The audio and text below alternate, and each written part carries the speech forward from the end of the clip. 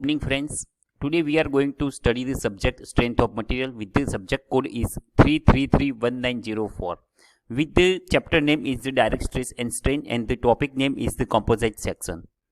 Myself Mr. Rohit B. Patel, working as a lecturer in Mechanical Engineering Department of VPMP Polytechnic. Now we first discuss which are the objectives of our today's lecture. So first objective is composite section, its concept and definition, and then we will discuss the calculation of stress and strain produced into the composite section and how we can find out its values.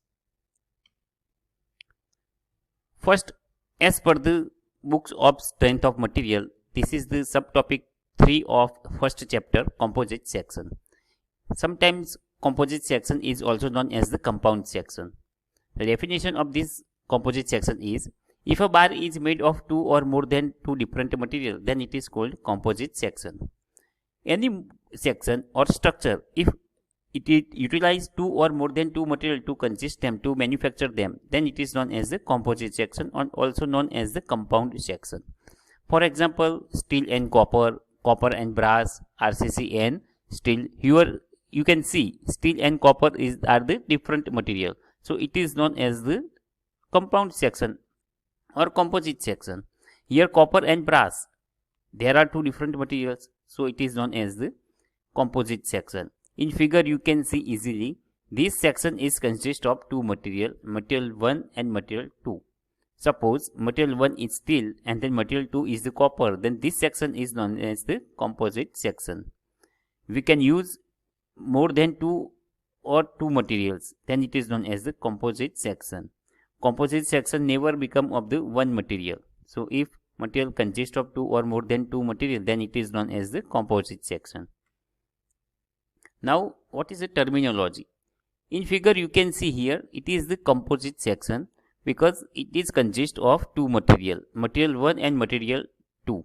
The length of the material 1 is the L1, length of the material 2 is the L2, and on the top side we apply the total load. So there are two material utilized in this section. So this total load is distributed in two material P1 plus P2. Now when we apply the load on the composite section, at that time change in length in material 1 is always equal to change in length of material 2. So as per this thumb rule, delta L1 is equal to delta L2. So change in length is always known as the strain. So we can put the value on symbol of the strain epsilon 1 is equal to epsilon 2. If change in length in different material are same, so strain produced in different material are also same. For example, this is the material 1 and it is the material 2. If strain produced in this material 1 is epsilon 1 and strain produced in material 2 is epsilon 2, then as per the thumb rule of composite section, strain 1 is always equal to strain 2. Now, using the equation of Young modulus, we can put the value of the strain inside this material. So, as per the Young modulus is the ratio of stress to strain, and strain is equal to stress upon Young modulus. So, this equation we can apply for the two material 1 and material 2. So, if we use this equation for material 1, then epsilon 1 is equal to sigma 1 upon E1. If we use this material for material 2, then epsilon 2 is equal to sigma 2 upon E2. So when we put this value inside into this material, epsilon 1 is equal to epsilon 2, then next equation become sigma 1 upon E1 is equal to sigma 2 upon E2.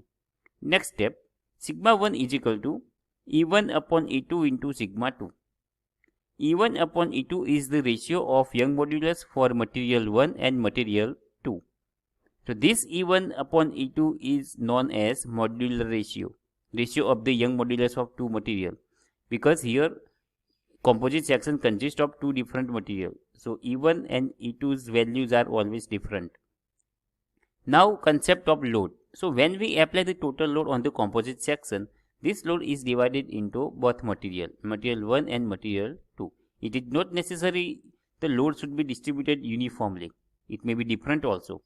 But total load is always equal to P. Suppose P1 is equal to 800 kilonewton, P2 is equal to 200 kilonewton. So 800 plus 200 kilonewton, 1000 kilonewton is acting on top side P, total P.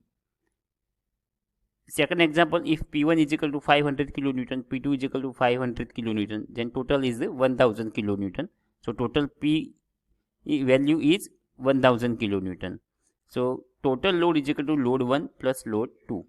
Here only we utilize load 1 plus load 2 because our material is consist of two materials.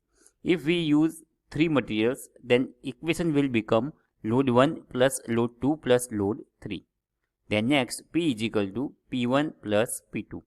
Load 1 is acting on material 1, P1. Load 2, material acting on material 2, P2.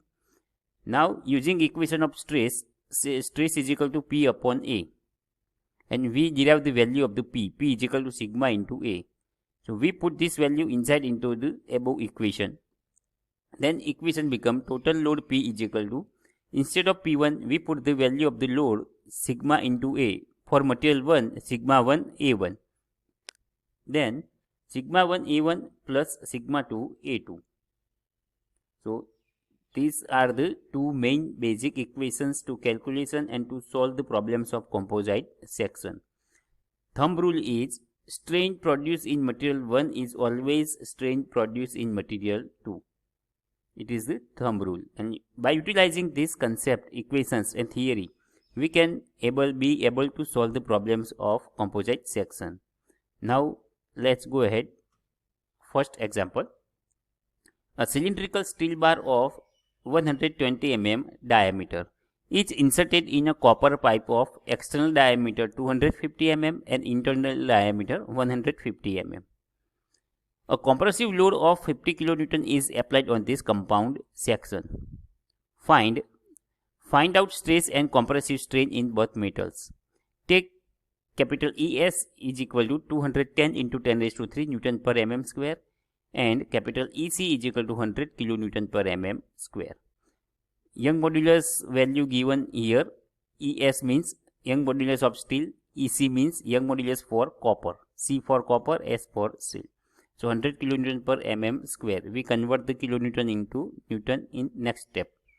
So here there is a cylindrical steel bar 120 mm diameter is inserted into the copper pipe. So copper pipe have the two diameter, external and internal. So external diameter is 250 mm and internal diameter is 150 mm and shaft diameter is 120 mm, which is the cylindrical steel bar 120 mm. So steel material have the one diameter and copper material have the two diameter. Now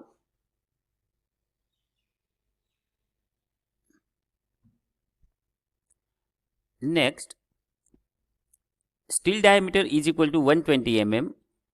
Then by utilizing diameter, we can always find out the area of steel or area. So area of steel is equal to pi by 4 ds square. Pi by 4 diameter is already given 120 mm, 120 square 11,309.73 mm square. It is the diameter of steel. Now copper. So we have in the example given the two diameters, external and internal. External is 250 mm and internal is 150 mm. Now by using these two diameters, we can find out the area of copper and area of steel. So area of copper pi by 4 external diameter square minus internal diameter square. Copper area is equal to pi by 4 250 square minus 150 square. So area of copper is 31,415.92 mm square. So by using given data, we have find out the area of steel and area of copper.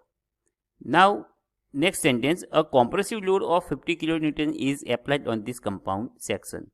So we apply the 50 kilonewton on the composite section. So we will convert the 50 kilonewton into the Newton. So 1 kilonewton is equal to 1000 Newton. So 50 kilonewton is equal to 50 into 1000. So we can convert the into Newton. And there are two Young modulus is given. So total load P is equal to 50 kilonewton. We have converted here 50 into 10 raised to 3 Newton. Now, using the basic equation of composite section, we can first apply the material 1 and it is the material 2. So, here material 1 is steel and here material 2 is copper. So, sigma S upon ES is equal to sigma C upon EC. So, now this equation becomes sigma S is equal to ES upon EC into sigma C. Now, we put the values already given into the example. Sigma S is equal to ES. ES means Young modulus of steel. Value is already given. 210 into 10 raised to 3 divided by EC. EC means Young modulus of copper. 100 into 10 raised to 3 into sigma 3. So now by calculating this relation, we can find out the relation between stress produced in the steel and stress produced in the copper. So this is the important relation. By utilizing this relation, we can find out the stress, strain and total load produced inside into the material. So now next is the P is equal to PS plus PC. So we can put the value of the load using the stress equation. P is equal to sigma AS plus sigma C into AC. Now P is equal to sigma S. Instead of sigma S, we can put the value 2.1 sigma C. 2.1 sigma C into area of steel we have already find 11,309.73 plus sigma C we have to find out. AC means copper of area. So we have find out already 31,415.92. Now P is equal to 55,166.35 sigma C. Now there are two unknown parameters, sigma C and P. But value of the P is already given above. 50 kilonewton. Now we have converted into 50 into 10 raised to 3 Newton. So we can place the value of the P 50 into 10 raised to 3. So by using calculator, we can find out the value of the compressive stress is equal to 0.91 Newton per mm square. Now we can find out the value of the sigma S. We have find out the value of the sigma C. So put this value, when we put this value sigma C inside above the relation between two stress sigma S and sigma C, we can find out the sigma S. So sigma C will be very helpful for us to find out the sigma S. So next step, we put the value of the sigma C inside into the relation between two stress. Sigma S is equal to 2.1 sigma C, 2.1 into 0.91, then sigma S is equal to 1.91 Newton per mm square. Now how we can find out the strain produced in the composite section?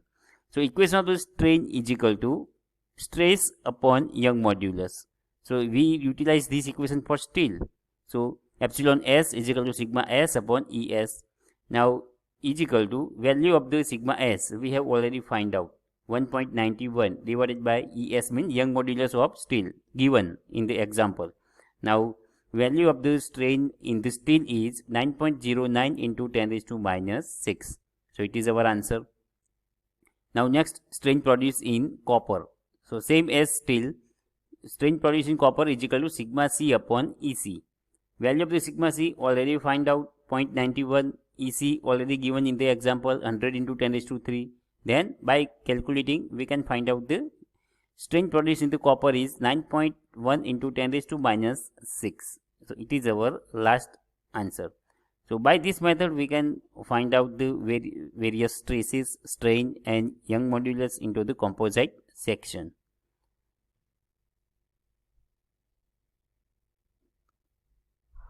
Now next example.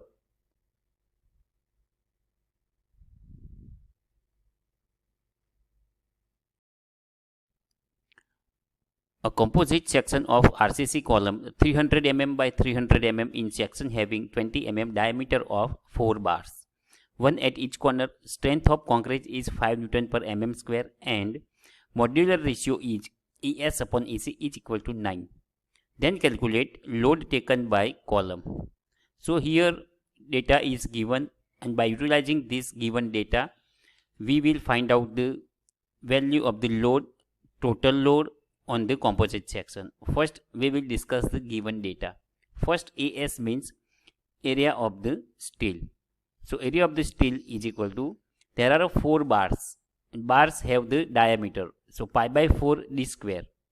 Pi by 4 d square is the diameter of or area of the one bar, and when we multiply with 4 means it is the cross sectional area of 4 bars. In example is given, there are 4 bars is utilizing in this column.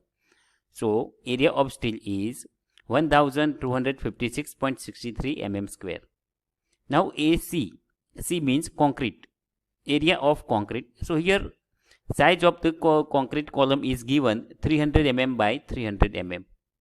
So 300 multiplied 300 is the area of concrete, but we have to subtract the area of steel from the concrete area, minus 1256.63. Then we can get the actual area of the concrete without steel, 88,743.37 mm square. Now stress produced in the concrete is 5 Newton per mm square is already given. Now modular ratio is the ratio of Young modulus of steel and copper is 9 is given in the exam. So it is the rough sketch of RCC column, cross sectional area of the RCC column, and this is the 4 bars 1, 2, 3 and 4. So it is the concrete area and this 4 spot is the area of steel bar, cross sectional area. Now which parameter we have to find out? So we have to find out the total load acting on the composite section. So equation of total load is equal to, for steel and concrete, sigma S into AS plus sigma C into AC. Sigma S means stress produced in steel, area of steel AS, plus sigma C stress produced in concrete, AC means area of concrete. Now next step, calculation. So as per the our thumb rule of stress and Young modulus equation, main equation is sigma S upon ES is equal to sigma C upon EC. Now next step is sigma S is equal to ES upon EC into sigma C. So ES upon EC is the modular ratio, and modular ratio's value is already given in the example, is 9. So when we put the value of the modular ratio in this equation, then next equation will be sigma S is equal to 9 sigma C, and value of the sigma C is already given. Stress produced in the concrete 5 Newton per mm square is already given. So sigma S stress produced in the steel is equal to 9 multiply 5. Final answer is 45 Newton per mm square. But we have to find out the total load. So equation of total load is equal to P is equal to sigma AS plus sigma S AS plus sigma C into AC. So we can put the all values in this equation. P is equal to sigma S 45 we have find out, into area of steel we have also calculated 1256.63 plus sigma C 5 given, and area of concrete we have also calculated 88,743.37. By using calculator we can find out this answer. P is equal to 5,265.2 Newton, and we can convert into the kilonewton. This is our final answer, total load acting on the composite section. Friends, this equation is important, how we can convert the kilonewton into the newton. So 1 kilonewton is equal to 1000 Newton. So by using this equation we can convert the kilonewton into Newton, and sometimes also we can convert the Newton into kilonewton. So there are 2 examples we have already explained. So friends, thank you very much.